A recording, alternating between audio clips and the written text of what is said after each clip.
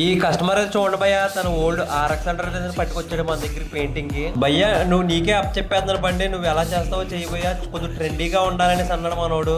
సరేలే, మనోడు ఎంతో నమ్మకంగా ఇచ్చాడు కదా బండి. 2 రోజులు టైం తీసుకుందాం ఒక ప్లానింగ్ తీసుకుని అయితే బండి అయితే పెయింటింగ్ అయితే స్టార్ట్ చేశాను భయ్య. ఫైనల్ లుక్ ఎలా వచ్చిందో ఒకసారి చూడండి భయ్య, చివరి దాకా వీడియో మిస్ అవ్వకుండా.